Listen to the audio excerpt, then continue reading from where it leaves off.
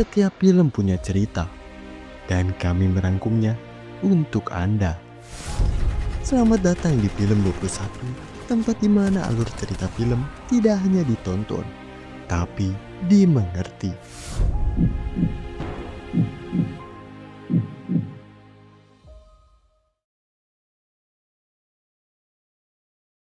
Film dibuka berlatar di negara Prancis di sebuah perkarangan rumah salah satu warga di sana. Seorang bernama Lapadite yang lagi motong kayu tiba-tiba dibuat panik karena untuk sekian kalinya dia ini kedatangan seorang kolonel Nazi yang paling ditakuti dengan julukannya adalah pemburu Yahudi.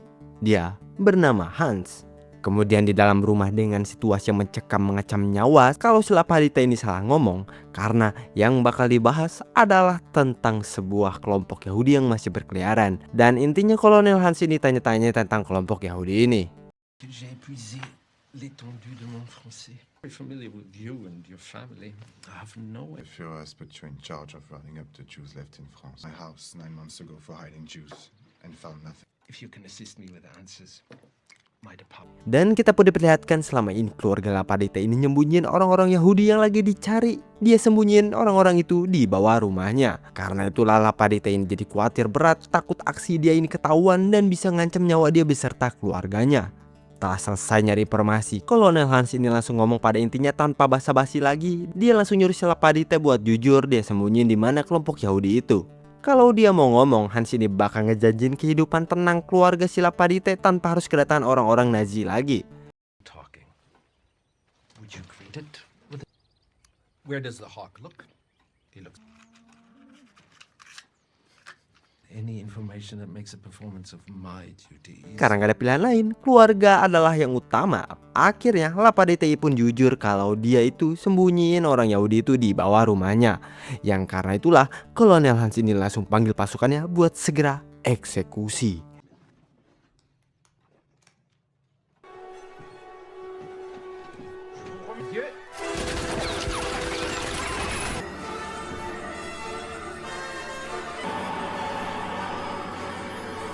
Dari tempat brutal tadi ternyata masih ada seseorang yang masih selamat, seorang wanita bernama Sosana. Tapi Kolonel Hans ini ngebiarin gitu aja wanita itu buat kabur karena dia yakin pasti ujung-ujungnya dia bakal ketangkap juga.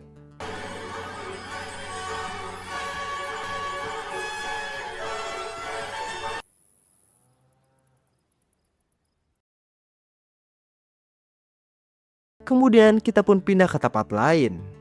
Di sini kita pun diperkenalkan dengan kelompok yang bernama Bastard, sebuah kelompok rahasia dari Amerika. Dengan pemimpinnya yang bernama Aldo Raini, sekarang dia ini lagi kasih pidato penyemangat untuk para anak buahnya yang rata-rata diisi oleh orang Yahudi. Kelompok ini bertujuan buat menghancurkan kekuasaan Nazi.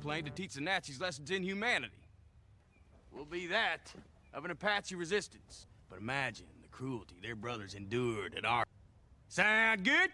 Yes, sir! 100 Nazi scalps. Sedangkan di markas Nazi, kita kenalan dulu buat yang belum tahu sama penguasa pemimpin dari Nazi. Dia bernama Adolf Hitler. Sekarang Hitler ini lagi marah besar karena banyak kejadian pasukannya yang ditewas mengenaskan karena ulah dari orang-orang Yahudi, terutama seseorang dengan julukan si beruang Yahudi. Soll ein Golem sein, die nach Berlin Leichen in die Kanalisation werfen lassen. Der jüdische Entartete.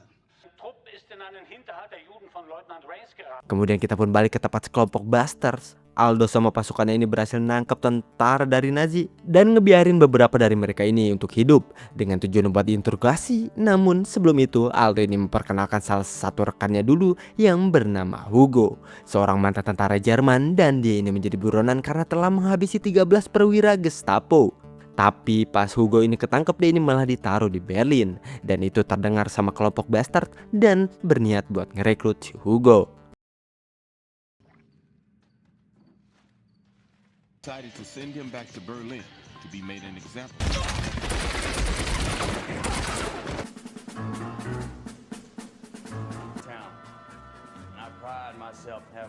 Habis itu Aldo ini langsung coba buat interogasi tentara Nazi ini buat tunjukin titik di mana para tentara Nazi ini bersembunyi.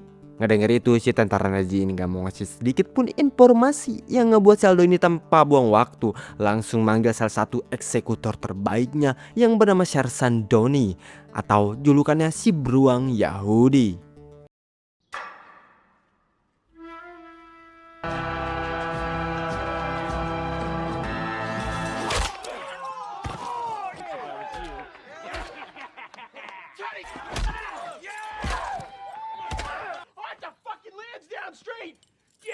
Ngelihat kekejaman dan kebrutalan dari si Doni, salah satu tentara Nazi ini akhirnya setuju buat ngasih informasi sebagai gantinya dia bakal dikasih bebas. Tapi dengan satu tanda pengenal yang bakal ada untuk selamanya, Aldo ini kasih tanda lambang Nazi di dahi tentara itu. Könnten 12 sein. Round about 12. Steigt daher! Ihre Carnegie Hall, don't you? Kemudian cerita pun loncat ke 4 tahun kemudian. Di tengah kota kita pun diperlihatkan si Shosanna, wanita muda Yahudi yang berhasil lolos dari Letnan Hans yang di awal film.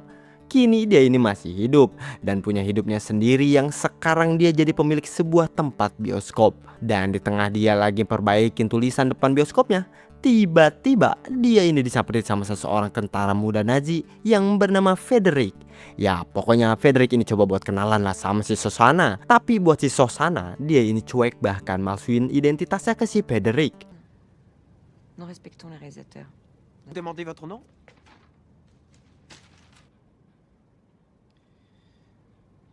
C'était un plaisir de discuter avec une. Besokan harinya di sebuah kafe, walaupun udah dicuekin semalam sama si Shosanna, Frederick ini ternyata masih juga gak nyerah. Tiba-tiba dia ini datang nyamperin si Shosanna dan coba buat join ke mejanya. Dan gak lama dari itu tiba-tiba ada beberapa orang tentara Nazi yang datang buat salaman ke si Frederick, yang ternyata Frederick ini bukan tentara biasa. Dia adalah pahlawan muda yang disegani. Semua bermula saat Frederick yang bertugas menjaga menara sendirian. Dia berhasil numbangin tentara musuh sebanyak 300 orang. Semuanya dia ratain sendiri. Karena kisah heroik itu, pihak Jerman pun berencana buat ngebuat sebuah film dengan pemeran utamanya adalah si Frederick.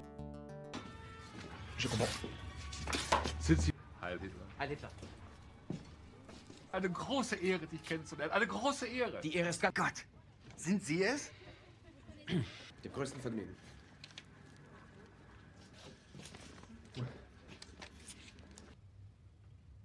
Qu'est-ce que vous appelez un perchoir? Abis ngopi di kafe, Shosanna ini langsung lanjut lagi rutinitas biasanya buat ngejaga tempat bioskop dia. Dan di tengah itu, tiba-tiba Shosanna ini didatengin seseorang berpangkat dari tentara Nazi yang langsung nyuruh dia buat masuk ke dalam mobil.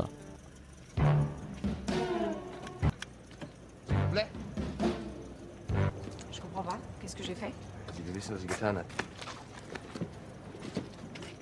Yang mana Shosanna ini dibawa ke sebuah tempat pertemuan orang-orang penting Nazi. Itu semua karena pengaruh si Frederick.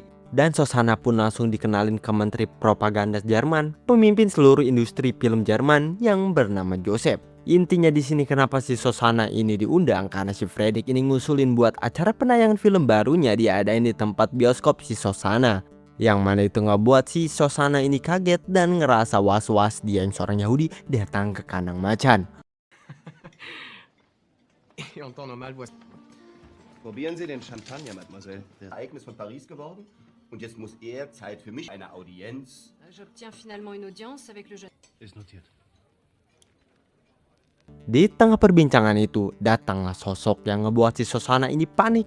Dia adalah Letnan Hans, orang yang dulu pernah ngeburu dia. Di sini Hans dengan pembawaan yang tenang tapi mencekam kayak biasanya. Dia pun coba buat tanya-tanyain si Shosanna tentang latar belakangnya dan juga tentang bioskop dia. Si Shosanna pun jelasin kalau bioskopnya itu warisan dari bisnis keluarganya. Dan untungnya Hans ini gak sadar kalau Shosanna ini orang yang dulu dia pernah lolosin.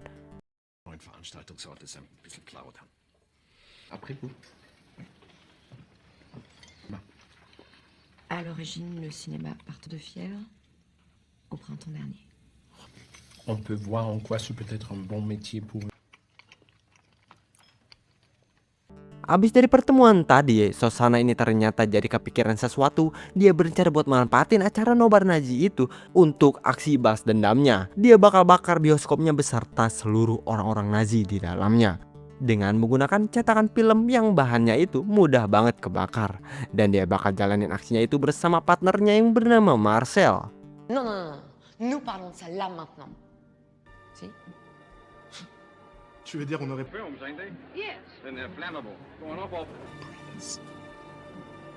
Je vais détruire. Parce que tu m'aimes et que je t'aime et que... dans un café la semaine dernière, impeccable. Kemudian kita pun pindah ke Inggris. Di sini kita pun diperkenalkan dengan Jenderal Hickox yang sekarang dia bakal dikasih tugas buat nyusup ke acara nobar tentara Nazi dan para petingginya. Dan atasannya ini nyuruh si Hickox buat terbang ke Paris dan ketemu kelompok Bastard dan juga seorang agen ganda wanita bernama Bridget, seorang aktor terkenal di Jerman. Operasi itu mereka namain dengan Operasi Kino. All the way down, sir.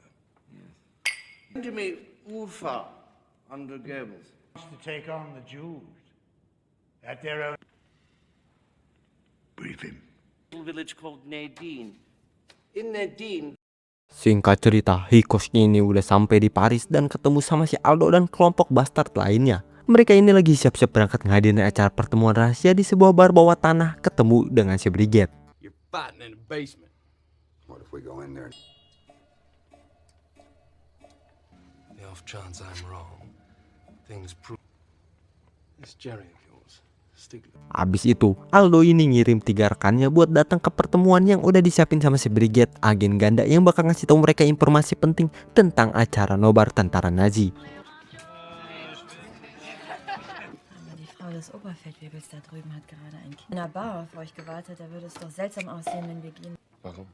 Das weiß niemand, sollte aber kein wirkliches Problem sein. Tapi dengan obrolan serius itu, tiba-tiba semuanya jadi ribet kacau karena mereka malah kedatangan seseorang prajurit muda yang udah mabok nyelonong gitu aja join ke meja mereka. Sambil dia ini ngasih sebuah sapu tangan ke si Bridget buat minta tanda tangan karena bentar lagi anak dia ini bakal lahir. Den kleinen Maximilian. Er wird es wissen. Ich werde ihm mal ihre Filme zeigen. Schauspielerin Deutschlands! Es gibt keine Dieterich, es gibt keine... Tapi bukannya langsung cabut, si prajurit muda ini malah tetap nongkrong di meja mereka, yang ngebuat si Hickox yang lagi nyamar jadi jenderal Nazi langsung marahin si prajurit ini dengan suara tinggi. Aber sehr wohl die meine. Entschuldigen Sie, Herr Sturmführer, Sie haben... Darf ich Sie erinnern? Sie müssen entweder betrunken sein oder völlig... Di tengah kekacauan itu, tanpa mereka sadarin ternyata di sana ada seseorang mayor Nazi asli yang ngedenger keributan itu dan langsung nyamperin mereka nanya tentang logat si Hickox berasal dari mana karena itu asing di kupingnya. Dan Hickox pun jelasin kalau dia berasal dari sebuah kampung di pegunungan. Ya gitulah pokoknya, dia terus ngeles kalau dia ini emang asli orang Jerman sambil dibantu sama si Bridget. Tapi Mayor Hellstrom ini nggak bodoh, dia masih naruh kecurigaan dan langsung gabung ke meja mereka. Getränk zu nehmen? Nun dieses Vergnügens bitte. Ich begleite die Dame zum Minister Goebbels Filmpremiere. Wir kennen uns schon seit... Ein Offizier sollte sich nicht mit einfachen Soldaten verbrüdern.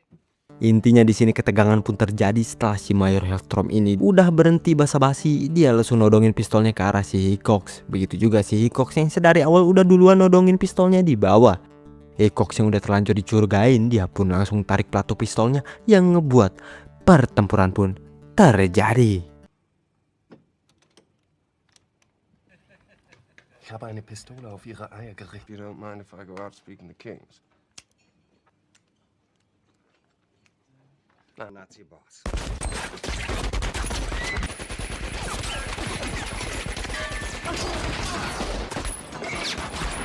Dari adu tembak tadi, di sana tinggal tersisa si Bridget dan gak lama dari itu Aldo ini datang dari atas buat ngebawa si Bridget yang masih hidup sambil nipu si prajurit muda kalau dia bakal ngebiarin hidup. Dia datang cuman ngebawa si Bridget doang. No! I'm alive! What's your name? Aldo, what choice you got, son? We trust each other. And a Mexican standoff ain't... Abis itu si Aldo ini langsung bawa si Bridget ke dokter hewan terdekat buat dikasih pertolongan pertama dan langsung minta informasi tentang acara nobar Nazinya. Intinya di sini mereka langsung ngatur sebuah rencana nyusup ke dalam acara itu lewat undangan khusus si Bridget. Why'd you invite my men to a rendezvous? Yeah, we got word for that kind of odd in English. You had just become a father. It couldn't be both.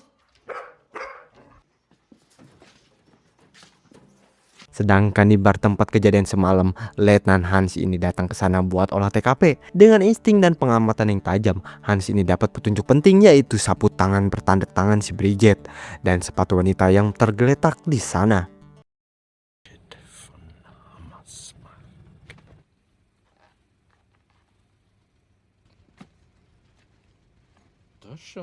Heißt Wilhelm Wicki. Das ist ein Kemudian sampailah sekarang di acara penentu, acara nobar tentara dan petinggi Nazi di tempatnya si Shosanna. Dengan menguatkan diri dan membulatkan tekad, Shosanna ini mulai mempersiapkan aksi balas dendamnya. 35 mm avec la bande sonore.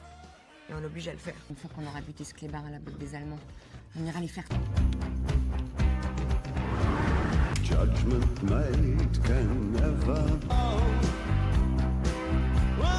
Sedangkan di lobi, kelompok Buster juga gak mau kalah. Mereka yang udah nyusun rencana akhirnya mulai beraksi datang ke dalam acara dengan memakai surat undangan dari si Bridget. Fräulein von Hammersmark. Ein Nebenprodukt der Arschtritte, die sie in der deutschen Filmwelt. Tja, ich habe mich dummerweise. Tapi baru aja mereka sampai, tiba-tiba mereka malah disambut sama si Kolonel Hans. Dengan penemuannya di TKP kemarin, Hans ini langsung curigain si Bridget dan nanya tentang luka di kakinya. Bridget yang udah nyiapin alibi, dia pun bilang kalau dia ini habis jatuh pas lagi mendaki gunung kemarin, sambil ngenalin si Aldo dan yang lain.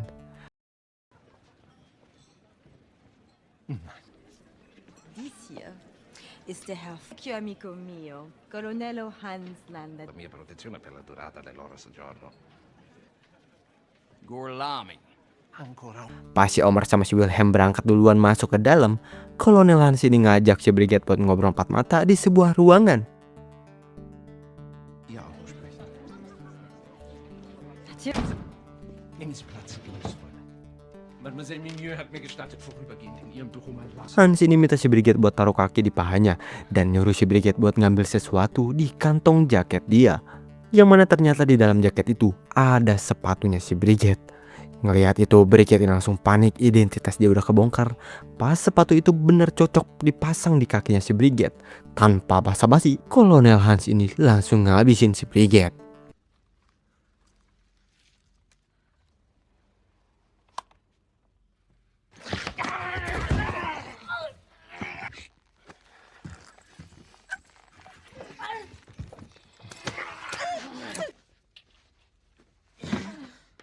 Karena udah palit, Hans ini langsung nyuruh anak buahnya buat segera tangkap si Aldo dan nemuin sebuah bom tersembunyi di kakinya. Kemudian dia pun ngebawa si Aldo sama si Utivitz ke suatu tempat.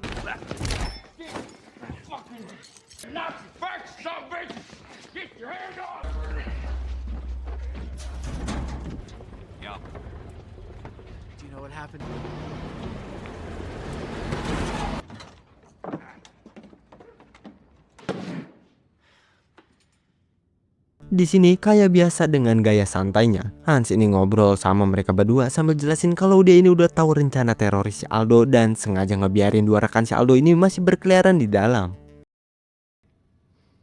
So you're the Jew hunter. I'm stuck.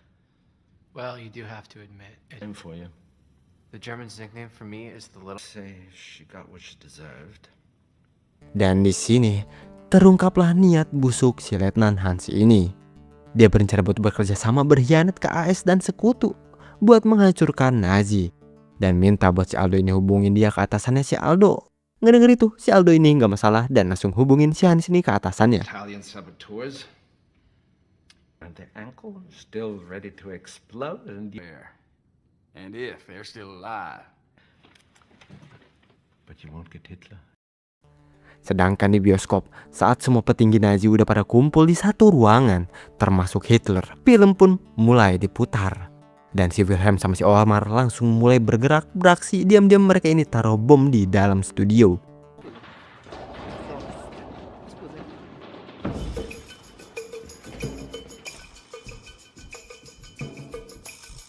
Begitu juga sama si Shosanna. Mereka mulai beraksi. Shosanna tetap di tempat ngejaga film tetap berjalan sampai akhir. Dan si Marshall dia bertugas buat nyiapin bahan bakarnya. dan juga ngekunci pintu utama studio biar orang di dalam nggak bisa keluar dan terjebak.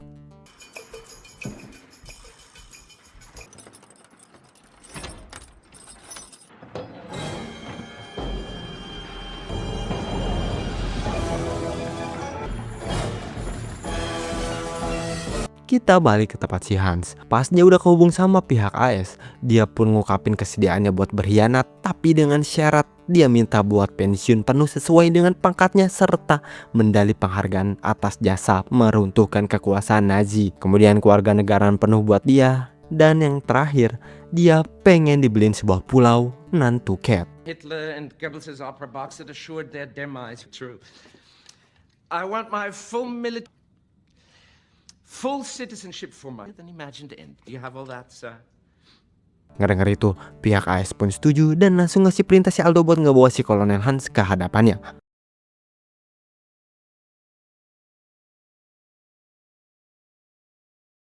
Kita balik ke studio, karena ngerasa aneh nonton dirinya sendiri. Fredrik pun izin ke atasannya buat keluar sebentar. Yang mana ternyata si Fredrik ini datang ke tempatnya si Shosanna dengan tujuan membuatnya nyombongin diri atas film hebat dia ke si Shosanna. Berharap Shosanna ini kagum, tapi nyatanya Shosanna ini malah muak sama si Fredrik. Bahkan sampai si Fredrik ini maksa masuk ke dalam.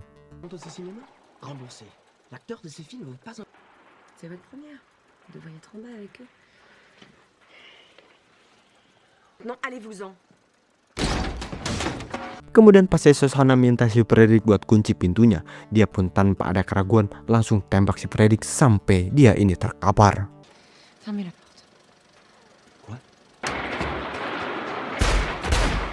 Tapi pas ngeliat si Fredrik yang udah terkapar jatuh dan ternyata masih hidup, perasaan iba pun muncul dan si Shosanna coba buat ngedekat ke sana.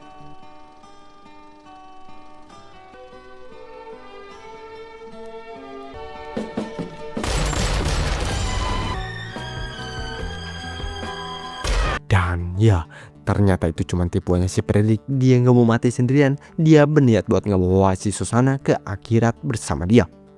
Sedangkan di studio, di sana mereka yang lagi pada happy-happy nikmatin filmnya.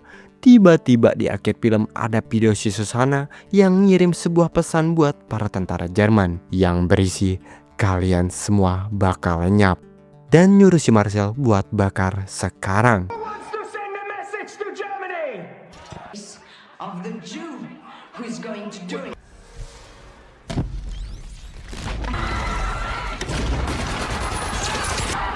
And this is the face.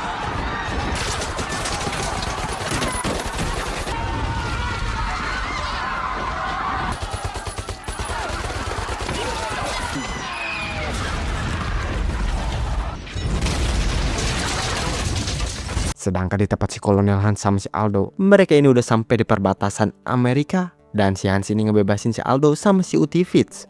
Kemudian Aldo ini bakal ngebawa si Hans ke hadapan atasannya. Tapi sebelum itu, Aldo yang udah tahu kesepakatan apa aja yang udah dibuat sama si Hans sama atasan dia. Ternyata ada satu hal yang si Aldo ini gak setuju, yaitu si Hans ini bakal hidup tanpa menggunakan label Nazi lagi.